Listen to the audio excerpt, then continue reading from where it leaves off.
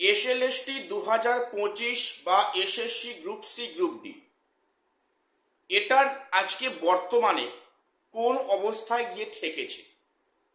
ধৈর্যের পরীক্ষা বেকারদের আর কতদিন দিতে হবে তার হিসাব আমরা চাইছি। তো আমি আজকে তোমাদের ভিডিওতে কিছু আনকাট কথা শেয়ার করব। যারা ভিডিওটা ভালো লাগবে দেখবে অবশ্যই, যারা ভালো লাগবে না এক্ষুনি ভিডিওটা স্কিপ করে যাও।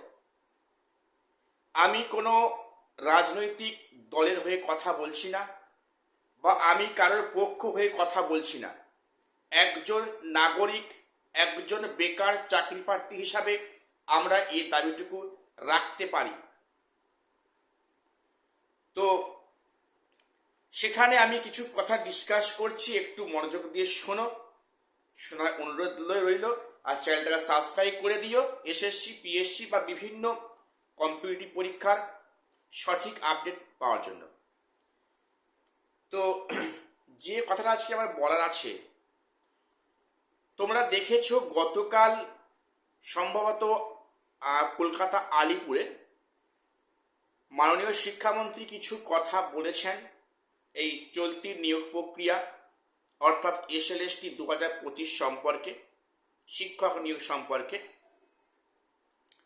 যেখানে উনি পরিষ্কার বললেন যে শিক্ষক নিয়োগ নিয়ে আমাদের এই সরকার অর্থাৎ বিজেপি সরকার সে নিয়ে ভাবনা চিন্তা করছে।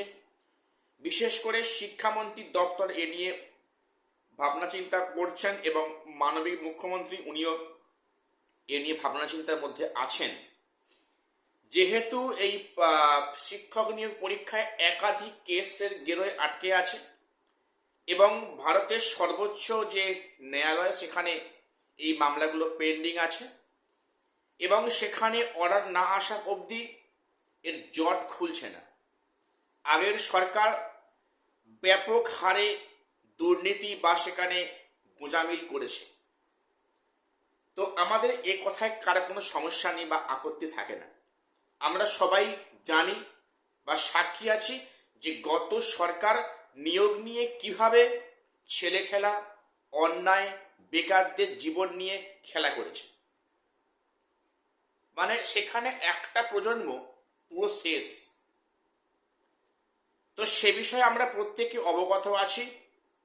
তাই এই পশ্চিমবঙ্গের মানুষ সঠিকভাবে ভোট প্রদান করে সঠিক সিদ্ধান্ত বেছে নিয়েছে, আজকে সরকারকে ক্ষমতায় এনেছে। তো সেখানে আমাদের কিছু কথা বলার আছে, শুধু আমার একার নয়, যে সমস্ত বেকার চাকরি প্রার্থী আছেন তাদের আওয়াজটুকু আমি সামনে উপস্থাপন করছি। সেটা যে অবশ্যই 2025 এসএলএসটি একাধিক মামলা হয়েছে এবং এই পরীক্ষাটাই কিন্তু হয়েছে কোর্টের নির্দেশে। কাজে এই পরীক্ষাটা যে ক্যান্সেল হবে না, সেখানে নিয়োগ যে একসময় হবেই এটা কোনো সন্দেহ নেই। যেখানে বিষয়টা হচ্ছে যে সরকার ক্ষমতায় এসেছে প্রায় 2 মাস, সেখানে এখনো অবধি এসএসসির স্থায়ী চেয়ারম্যান নিযুক্ত হননি, যার কারণে নাকি এখনো নবম দশমের ভেরিফিকেশন ইন্টারভিউ এবং একাদশ দ্বাদশের নাকি বাকি সাবজেক্টের ইন্টারভিউগুলো কাউন্সিলিংগুলো এখনো শুরু করা যাচ্ছে না। আচ্ছা, আইনি গেলে আটকে আছে সেটা মানলাম, ঠিক আছে। সেখানে নবম দশমের ভেরিফিকেশন ইন্টারভিউ তো কোনো সেখানে স্টে অর্ডার নেই, এই প্রক্রিয়াতে শুরু করা যেতেই পারে। এবং এই যে একাদশ দ্বাদশ বা সেখানে 9-10-এর যে ভেরিফিকেশন বাকি আছে সেগুলো তো রিজিওনাল অফিসে নেওয়া যেতে পারে, যেহেতু এখন রিজিওনাল অফিসের চেয়ারম্যানের দায়িত্ব পালন করছেন ডিআইরা। তো সেখানেও সে নিয়ে কোনো সাড়া শব্দ নেই এবং সঠিক দিশা কি 2025 এসএলএসটি নিয়ে কারোর কাছে কোনো অ্যান্সার নেই, জানা নেই। তাই নয়, SSC group C group D 1 March এবং 8 মার্চে পরীক্ষা হয়েছিল, এই তো প্রায় কমাস কেটে গেল, রেজাল্ট এখনো প্রকাশ করল না। এখানে সমস্যাটা কোথায় আছে? রেজাল্ট তো প্রকাশ করতে পারে, অন্তত কিছু চাকরি প্রার্থীদের একটু আশার আলো থাকে যে হ্যাঁ প্রক্রিয়াটা শুরু হচ্ছে বা নিয়োগটা হবে।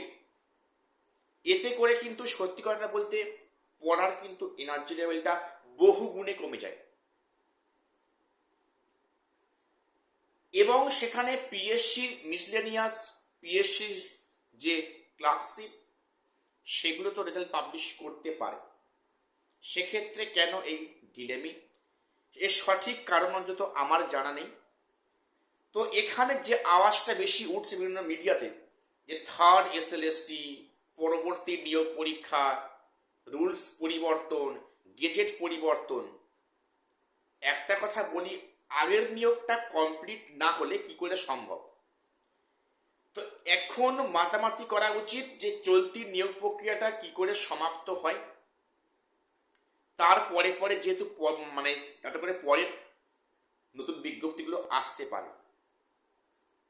এখন সোশ্যাল মিডিয়া খুললেই থার্ড এসএলএসটি, হ্যাঁ, বা এসএসসি বা আবার প্রাইমারি, এগুলো চলতি নিয়োগ প্রক্রিয়াগুলো সমাপ্ত না হলে পরে এগুলো কিন্তু আসার প্রশ্ন আসছে না। সেখানে একাধিক বিষয় কিন্তু আমাদের মানে প্রশ্ন থেকে যাচ্ছে যে এই বেকাররা আর কতদিন, কত মাস, কত বছর এই ধৈর্যের পরীক্ষা নেওয়া হবে? তো আমরা এই নতুন সরকারের কাছে প্রত্যেককে করজোড়ে নিবেদন যে চলতি নিয়োগ প্রক্রিয়াগুলো, প্রসেসগুলো আরম্ভ করলে কিন্তু বেকার চাকরি প্রার্থীরা একটু আশার আলো দেখে। তো আমাকে এখানে প্রশ্ন করেছো যে সেকেন্ড এসএলএসটি এর নিয়োগ শেষ কবে হবে? প্রথম বলি, চলতি নিয়োগ এসএলএসটি যে 2025 শেষ কবে হবে সে প্রশ্নটা ভাই আমারও মনে আছে। 31শে আগস্টের মধ্যে 11-12টা হয়তো মানে স্কুলে জয়েন করতে পারবে, সেই জায়গাতে পরিস্থিতি এখনো পর্যন্ত আছে। নবম দশমের verification, interview, counselling, PVR, medical, এগুলো 31শে আগস্ট দুঃস্বপ্ন। তো আমার এখন সন্দেহ হচ্ছে যে এই 31শে ডিসেম্বর 2026, এখন 6 মাস পড়ে আছে, এর মধ্যে নবম দশমের ভেরিফিকেশন, ইন্টারভিউ এবং তাদের যে নিয়োগটা, স্কুলে জয়েনিং করাটা, plus SSC group C group D আদৌ হবে তো? আদৌ হবে তো? সে প্রশ্নটা আমাদের অনেকেই এখন মনে কিন্তু জাগতে শুরু করেছে। তো আমি আর বেশি কিছু বলছি না বা আর কিছু বলার নেই। আমাদের প্রত্যেকের কাতর নিবেদন মানবিক মুখ্যমন্ত্রী এবং এই মানবিক সরকারের কাছে যে প্লিজ এটা দেখবেন যে বেকার যুবক তারা কিন্তু মানে অনেক কষ্ট পাচ্ছে, তাদের অনেক যন্ত্রণা, বেকারত্ব, আর্থিক সমস্যা তারা কিন্তু আছে। প্লিজ দয়া করে এই চলতি নিয়োগগুলো সম্পূর্ণ করে নতুন করে এক্সাম নেওয়ার জন্য ব্যবস্থা করলে এই বেকার চাকরি প্রার্থীরা একটু উপকৃত হয়। প্রত্যেকের ভিডিওটা শেয়ার করো যাতে করে অন্তত বেশি দূর না যায়, অন্তত কিছু মানুষের কাছে এটা যাতে পৌঁছে যেতে পারে। তো আজকে এটুকুই বলার ছিল। চ্যানেলটা সাবস্ক্রাইব করে দিও। দেখা হচ্ছে পরের ভিডিও।